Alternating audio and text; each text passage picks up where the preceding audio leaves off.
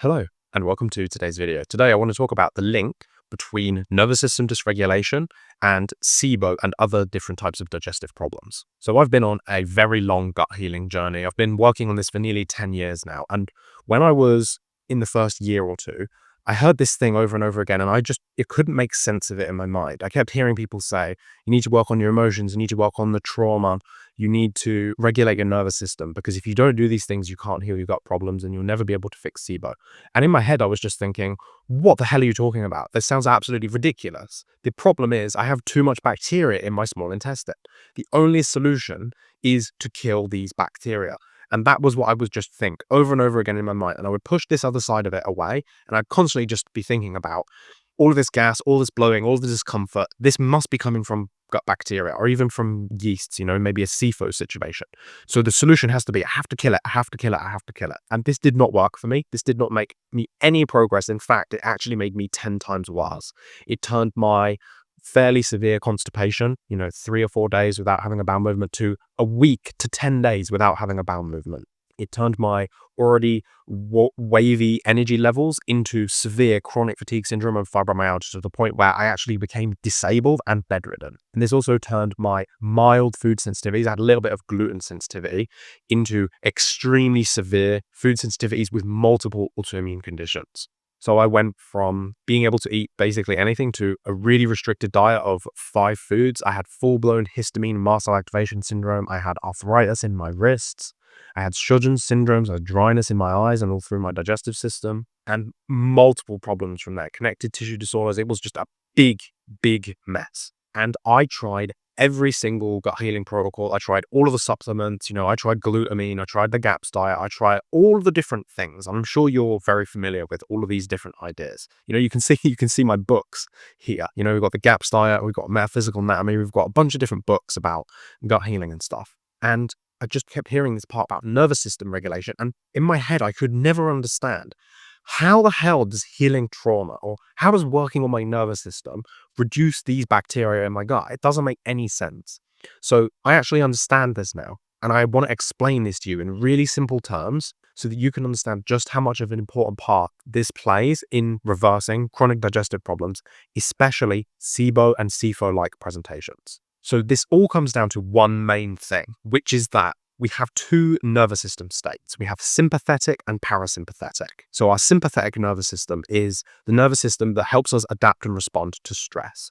So this is the nervous system that's activated when we're working out really hard in the gym, or if something dangerous happens, like someone cuts in front of us in traffic, and we get that bit of road rage. This is like a big adrenaline surge. This is stress hormones like helping us become alert and to control the situation so that we can stop bad or dangerous or negative things from happening. This is a really important part of our nervous system, but it's designed for small bursts of very powerful activity. And we don't want to be living in this nervous system state for prolonged periods of time, because it's extremely depleting to the body. And on the other side, we have the parasympathetic nervous system. This is the rest and digest nervous system.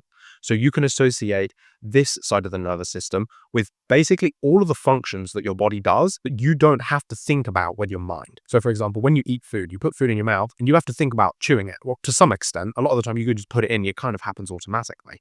But down from there, you can't control your stomach acid secretions. You can't control the motility in your small intestine. You can't make your pancreas produce enzymes. You can't make your digestive system absorb nutrients. All of these things that are happening, these are governed by the parasympathetic nervous system. We don't have direct control over any of these functions. So in essence, the reason that nervous system work is so important is that if we're stuck in a sympathetic dominant state, in that fight, flight, freeze sort of nervous system state, it suppresses all of those parasympathetic functions. So you'll see decreased stomach acid production, decreased digestive enzyme production, decreased bile synthesis and secretion, decreased motility. So we'll see a reduction in the activity of the stomach emptying, so gastroparesis, and also a reduction in the motility in the small intestine, so a degradation of the MMC, the migrating motor complex. We also see an increase in intestinal permeability, so our leaky gut gets worse. It's literally 1-to-1 correlated with stress. The more your sympathetic nervous system is activated, the higher your levels of intestinal permeability. So when I began to understand this, I was able to see that all of these unconscious functions that my body has. And right now, we're just looking at the digestive system. We're not looking at stress hormones. We're not looking at the different things that happen inside of your blood. We're not looking at immunity. We're looking just at your gut because we're looking just at this kind of gut issues and SIBO kind of presentation. But there's a common theme with people that have SIBO type presentations is they have low motility in the gut, they have low stomach acid, they have low digestive enzymes, low bile secretions. The common denominator between all of these things, that these are all regulated by the parasympathetic nervous system. And this is why a killing approach just simply doesn't work, because these natural mechanisms are what does this killing naturally. Our acid kills these bacteria in our gut naturally. These pancreatic enzymes, these break down biofilms so that these bacteria can't hide in the different parts of the digestive system. Bile is extremely caustic and it literally breaks microbes up. Bile in your body works like soap. And we all know that you wash your hands with soap because it kills viruses and bacteria and it breaks them apart. The same thing happens in your gut. So if we're not getting good signaling, none of these digestive functions actually work and none of these jobs get done, which means the bacteria can proliferate, they can reproduce, and they can colonize different parts of the digestive system that they're not supposed to colonize in such high numbers. Now, everyone's going to have a bit of a different presentation, and that can depend on the trauma that you have, the genetics that you have, the microbiome composition that you have, the diet that you eat. These are all different variables and different factors. So everyone's going to have a different weakness and a different strength when their body's in a state of chronic stress. But what's really important to understand is that wherever your specific problem is, in any of these functions, they are all governed by the parasympathetic nervous system. So if you're chronically stressed, if you're stuck in a fight or flight, freeze nervous system state, all of these functions, whether they're strong for you genetically or weak for you genetically, whether they're strong for you based on your microbiome or weak for you based on your microbiome, it doesn't matter because all of them get suppressed. So this is why resolving SIBO requires a more of a root cause oriented approach, where instead of just jumping in with a kill protocol and maybe following something like the 4 R's, maybe, it's like remove, repair, re-inoculate, rebuild, these different R things. This protocol doesn't make any sense because we have to understand what's specifically going wrong in your body. We need to figure out what the dysfunction is in your body and we need to work on that. But we can do all these things. We can take these different supplements. If we don't improve the signaling from the nervous system, then all of these functions will still remain in a suppressed state. So I don't want to take up too much of your time today, but I just really wanted to help you understand this layer of this healing equation, because this took me a long time to really truly understand. And then even once I understood it, it was very hard for me to make much progress with it because I was still kind of just starting to learn and understand how this all fit together. But I'm hoping that by just sharing from my experience and with the experience that I've gained from working with literally thousands of people that have SIBO or different types of digestive problems, hopefully you can understand how the nervous system has a significantly influential role on all of these digestive functions.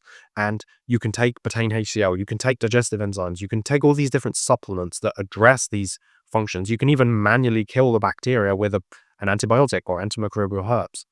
But if we don't fix that underlying signaling problem where the nervous system needs to be in that parasympathetic rest and digest state, which upregulates all of these functions in the digestive system and immunity and mucosal strength and all these other things that influence your microbiome composition, you're not going to get a permanent lasting solution.